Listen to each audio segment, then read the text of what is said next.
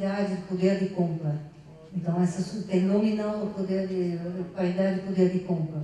Então, a China já é o segundo, qualquer caso, a Índia é 10º, terceiro, quarto, dependendo de como é a Rússia, nono ou sexto, o Brasil sexto, sétimo, dependendo de como você faz os cálculos. Próxima. Então, por que os BRICS?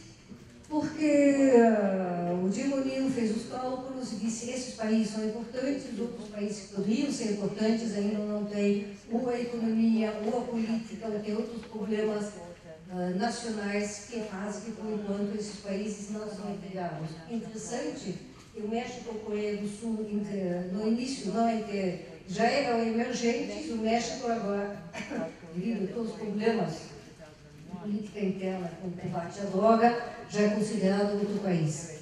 Em todo caso, não vamos falar sobre isso, temos dados, eu poderia passar o PowerPoint com todos os dados, mas vamos continuar. Próxima. Os BRICS, que foi um conceito lançado pelo Jim O'Neill, começou a não ser mais do que um conceito e começou a se reunir. Então, a primeira vez, os ministros de Relações Estrangeiras, teve uma cúpula no Brasil, na Rússia, a primeira em 2009, a segunda no Brasil. Em África do Sul, foi mais ou menos integrado em 2010, vou falar disso, nos 2011 na China, esse ano na Índia, e o ano que vem vai ser na África do Sul.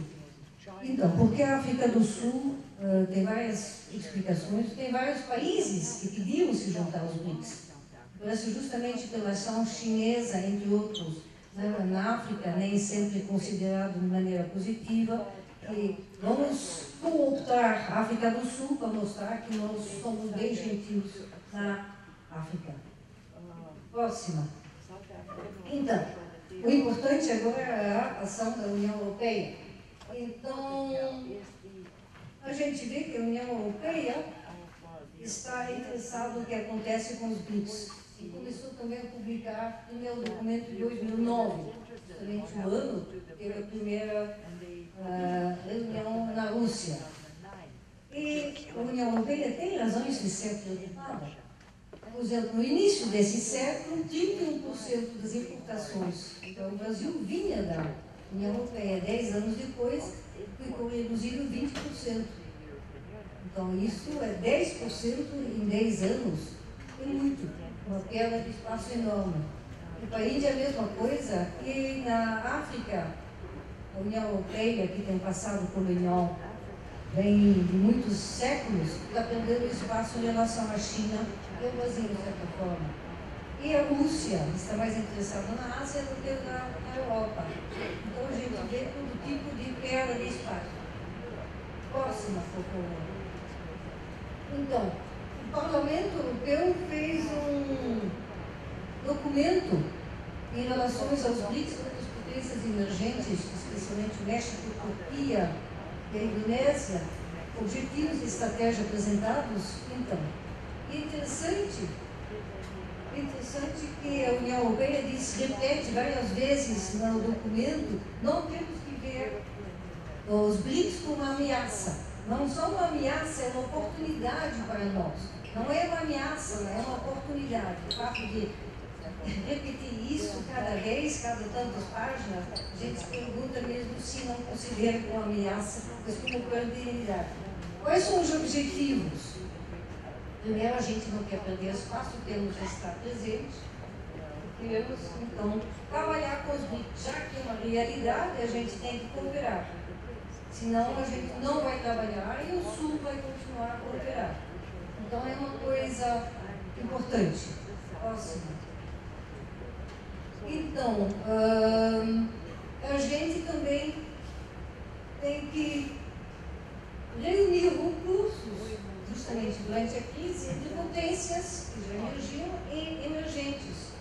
Então, a gente tem que conseguir mais estabilidade, já que aqui não conseguimos, quem sabe cooperando com os BRICS, vamos conseguir mais estabilidade. Então, tem toda uma maneira de pensar e, justamente, de manter o lugar da União Europeia no mundo. A União Europeia está muito preocupado com essa perda de espaço. E temos então que cooperar com os BRICS, esses potentes, porque senão já vamos sair do mapa. Próxima. Então, outro lado, então, a cooperação com os BRICS é de duas maneiras. Um com os BRICS em conjunto e, outro lado, aproveitar a política colonial, dividir para poder dividir para justamente dizer, como os BRICS são muito diferentes, vamos cada vez contar as coisas importantes de cada BRIC, salientar e fomentar, estimular a parte interessante de cada BRIC, justamente para que eles trabalhem cada um conosco, de uma maneira também. Então, próxima. Então, a gente quer, a União Europeia quer uma plataforma dos BRICS, e um dos lugares onde quer trabalhar junto é na África, justamente para não perder espaço na África, cooperar no setor científico, na mineração muito importante, no setor de saúde, como que vamos lutar contra a ANPOCS, que o Brasil tem grande experiência nisso, mudança climática, desenvolvimento rural, então vários setores que aproveitar a cooperação para possivelmente voltar a ter espaço na África. Próximo. E aí chegamos à conclusão que a União Europeia tem problemas internos, tem que realmente pensar, repensar, resolver. Sair do euro não acho pessoalmente que seja uma solução, mas eu não sou economista. E internacionalmente, realmente a União Europeia tem que repensar sua política externa, e não é uma pessoa como Lady Ashton que está fomentando essa política. Tem que pensar e tem que decidir em que direção a União Europeia quer ir. Senão vai continuar a perder espaço. Não tem duas soluções. Tem que realmente negociar e tentar trabalhar com os BRICS em particular e outros países emergentes. Senão vai ficar submergido. Obrigada.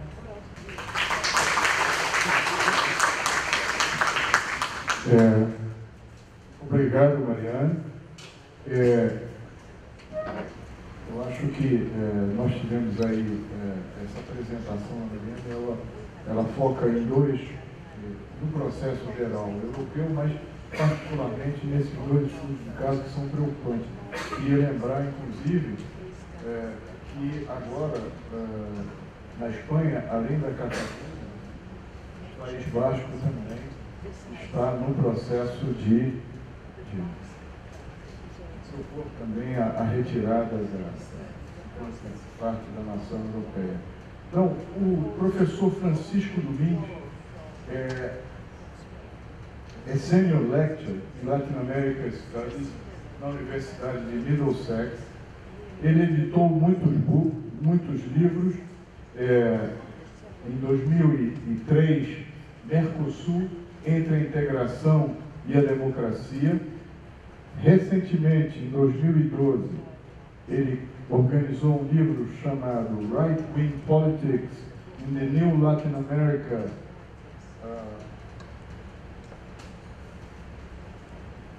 in Latin America, Recreation and Revolt, Reaction, né? Isso é pela Z Books. Participou de várias obras com capítulos, por exemplo, Violence, The Left and Creation of a Novo Chile, ainda The Rise of Private Sector in Cuba, não vou citar o título, e em 2009 The Latin Americanization of the Politics of Emancipation. Então, com a palavra, o professor Francisco Dominguez, é uma satisfação tê-lo aqui. Muito obrigado, Marcos. Eu deveria falar em português, mas meu português é muito ruim. Então, vou falar em inglês, e me desculpe por isso. I'm Chilean, and I live in the UK. And my academic learning was limited, hence necessity for me speaking this language. So I'm largely here, Marcus. Thanks very much for the invitation to this very important organization, ANPOCS. And what I want to do is first of all is to convey to you the enormity of the crisis in Europe, which I don't think, I'm not criticizing you guys, but I don't think people actually realize how terrible this is. It's much, much, much worse than people imagine, and much, much, much worse than actually the media tells you. And I suppose I know about it because I live there and one can follow the development there. The one good thing about it, if there is one good thing about it, is this. I remember every time for 30 years that I've lived in the UK, how many times the Europeans were telling us, Latin Americans, how to do things. They don't do that anymore, which is quite satisfying. So anyway, what I want to do is this. I want to look at the chronology of what I call the chronology of descent. I basically charted key moments of this crisis, indicating the sizes of the money being involved in the crisis. That's the first thing I'll do. The second thing I'll do is I'll look at how much there is of undemocratic practices in the European Union. You know, who elected Mariane? Not where there was an election to elect him. And you see a very strong trend in Europe where non-elected instances are making decisions on behalf of nations, imposing them something which is extremely detrimental to their lives. Thirdly, I look at some political realignment that is going on in Europe, which I think is extremely interesting. On the one hand, there is the realignment that is taking place in the right-wing parties, which is worrying, but there is also very interesting developments on the left, which I would like to examine some of them. And then very, very finally, I'll show some graphs as well, which one has to do. But finally, I will finish with something which I call, it's a sort of hope, which is the Latin Americanization of the left-wing politics in Europe. I hope that happens, and that would be very good for them. So here we go. In the last report, the World Economic Outlook, which the IMF produces twice a year, the chief economist of the IMF, a guy called Olivier Blanchard, he said that the world economy was totally, and that was his word, totally dominated by uncertainty, which I think is totally correct. And then he says, worries about the ability of European policymakers to control the euro crisis, and worries about the failure to date of US policymakers to agree on a fiscal plan surely play an important part in this crisis. What he's saying really is this, is European policymakers and US policymakers are unable to come up with a solution of any kind to the crisis that they have. Secondly, the forecast of the IMF for the coming period, 2012-2013, indicates that the world economy's output will grow by 3.3%. Very small. However, when you look at the detail, and the outlook tells you about these details, it says that this 3.3% is split between 5.1% in the emerging world, they're responsible for that amount of total, and only 1.3% in the developed world. That is to say, in the next period, Asia Latin America, and parts of Africa are going to grow significantly faster and at a higher rate than Europe and the United States, which is an indication of a significant shift that has been taking place over the last, I would say, 10, 50 years, which is quite an interesting thing.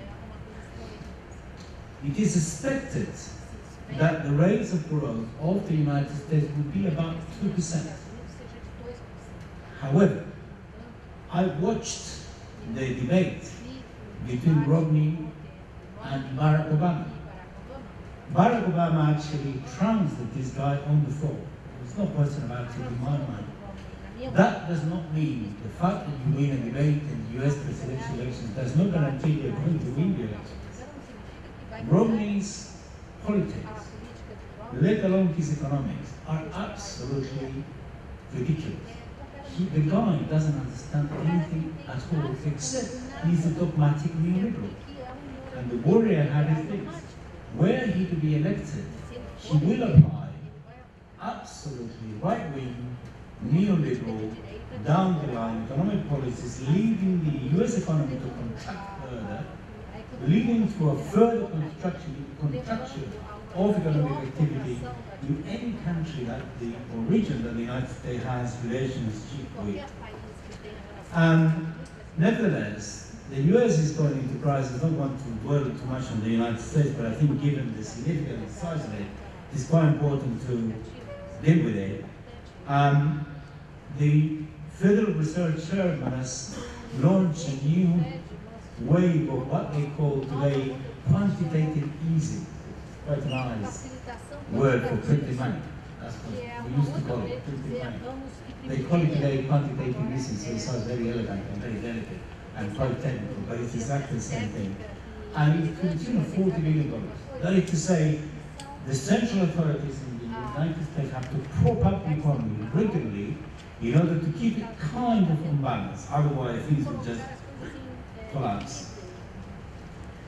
Then let's move to the crucial crunch of our paper, which is on the European Union. The World Economic Outlook report indicated that another important aspect of the world recovery depended very heavily on what happens in the European Union. We have seen from the figures from Claude and some of the information from Mariane that this is not going very well indeed. The latest decision by the European Central Bank, which may be a good policy, is to have the ultimate authority to supervise, that is to say control, monitor, make decisions, about 6,000 banks. European banks and banks in general are extremely difficult to control. We know this already. They caused the crisis in the first place. And the basic idea is that there is going to be a single supervisory mechanism, that is one single authority, which will have enough resources in order to be able to recapitalize banks which are in trouble. And the issue is where exactly is the money going to come from? And when you look at Europe, there is only one place where this can come from. That is called Germany. And the Germans are saying no. How do you say no in German? None, I think. Okay, so if we were to have the first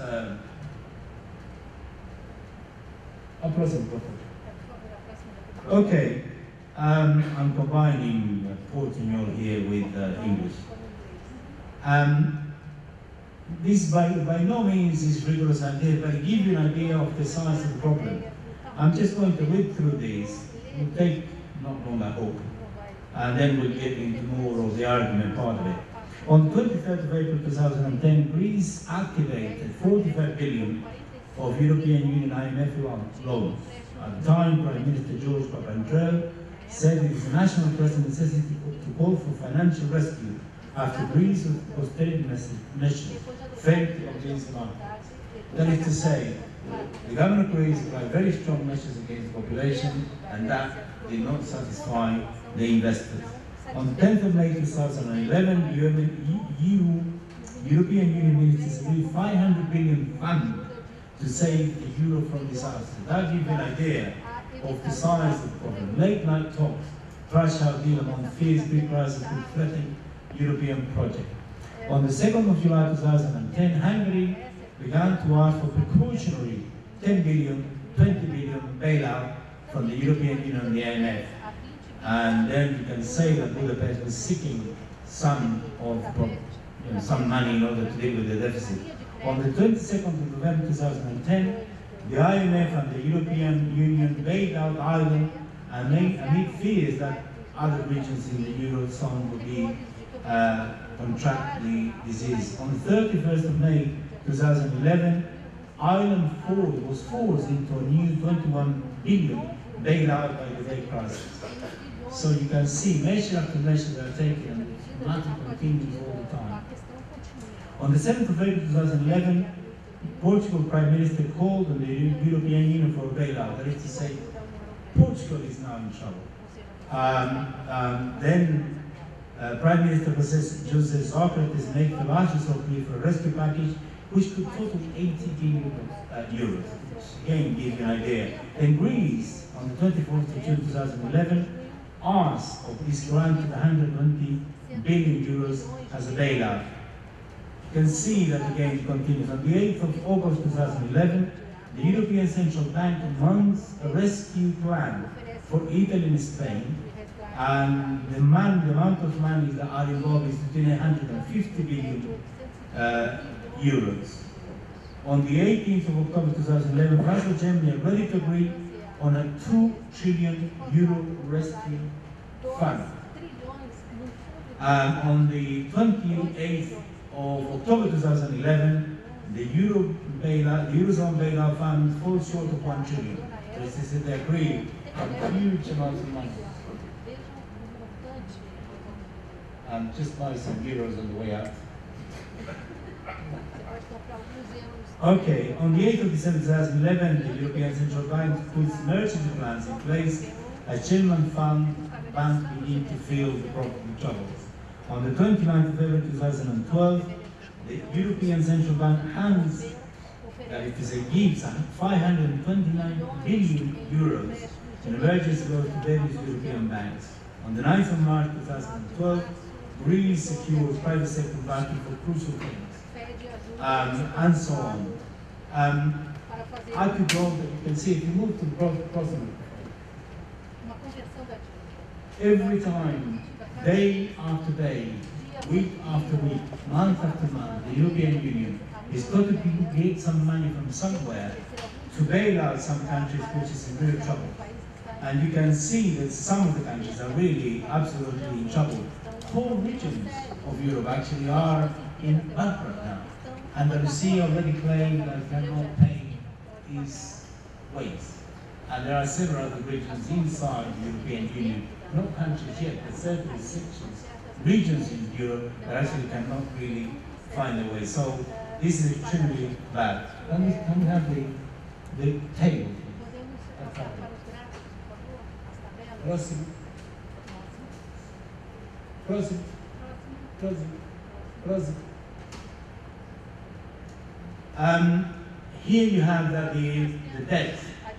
You can see how the European debt has been growing 2006, 2007, 2009, 9, 10, and 11. And the trend is for the European countries to increase their debt all the time. And this is the GDP, the growth in GDP terms, which is extremely low. Próximo, por favor.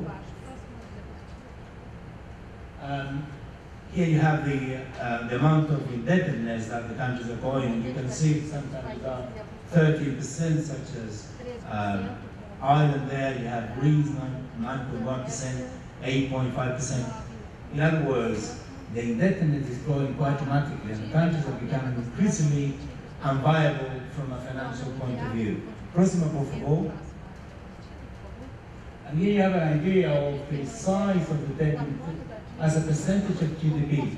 Some countries owe more than the whole of their GDP, much more, and the trend is to grow. And one cannot see, you have countries such as Italy that has a debt which in 2011 was 120% of its GDP. That is to say, Italy owes the whole economy plus 20% on top of that. And in the case of Greece, it's 165%. So the whole of Europe is really in trouble. Even countries that actually do not seem to be in trouble, such as Germany, for example. Germany has a significant debt as well, which is, in the region of 81%. That is pretty high, despite the fact that Germany is a very strong economy. Próximo, por favor. And you can see that some of the social consequences of this. You can see that in Greece, the level of unemployment is 24, was in 2011, last quarter, 20%. In Spain, in the last quarter of 2011, was already 23%. And given the policies that have been applied, this is getting much worse every year. And one has to expect that in 2012, and very likely in 2013, it's going to get much, much worse. Thank you very much for that. Okay, one of the main consequences of the neoliberal agenda is that the effects of the austerity policies fall on the most vulnerable in Europe. Pensioners, single mothers, the elderly, the unemployed, and also legal and illegal immigrant workers, which actually suffer the consequences of persecution. There is a very strong drive, very, very strong drive in many countries in Europe to actually chase them up, hunt them down, arrest them, and expel them by their thousands. And this has the immediate consequence of actually using them as a scapegoat. The idea is to blame them for the crisis. That is to say, the governments in place are trying to suggest by these actions, it is immigrant workers who actually are causing the trouble, and they are responsible for the unemployment and so on. And then they keep saying that the elderly actually do not contribute too much to the economy, and therefore they are, public expenditure which Europe cannot afford. I wonder what the logical consequence of such a position actually is. What are old people supposed to do? Die and then stop being a problem? Which is more or less what the implication is. What you have, I'm going to summarize this bit because it's a question of time. What you have is a trend which is very strong to actually get rid of governments which have been democratically elected by the population. The first one was obviously Papandreou. The pressure that Papandreou in Greece was put under in order to accept a terrible, very severe, extremely harsh austerity package that he was unwilling to accept led to his resignation. And this is absolutely clear that the European central authorities were not prepared to contemplate this. They've imposed austerity packages on Ireland, despite the fact that the Irish population never actually elected, never voted for such a proposal. And despite the very fact that the majority of the population opposed all the consequences and opposed all the policies of this, yet the European central authorities managed somehow to impose this on Ireland, certainly Portugal, in Italy. They imposed what they call Super Mario. I think it refers to the Nintendo game. Mario Monti was not elected by anybody. It was just imposed by the European central authorities and so on. In Spain has one of the biggest economic crises, and I want to dwell on this a little bit. The Popular Party of Mariano Rajoy was actually elected in 2011. He was elected by obtaining something like 5 million votes. If you were to compare the number of votes that the Popular Party of Rajoy, the right-wing party, obtained in 2011 compared to what he obtained in 2004, in fact, the difference is 500,000 votes. That is to say, the Popular Party remained almost identical in electoral strength. Almost identical. Nevertheless, it got absolute majority on everything. And the key reason was that the indignados, people who are absolutely furious with the crisis, which is totally justified, decided not to vote. And 3 million of them did not vote. Had those 3 million voted, there would be no possibility of a popular party government in Spain. And the Popular Party has got a majority, an absolute majority, in all of Andalusia, which is absolutely ridiculous. And it's got absolute majority in Castile. It's got absolute majority just about everywhere. So I don't want to tell Spanish people what the electoral practice ought to be, but it seems to me that between voting and not voting, people should vote. Anyway, Mariane already told us about the extraordinary situation of Belgium being forced to establish the first national capital after many years.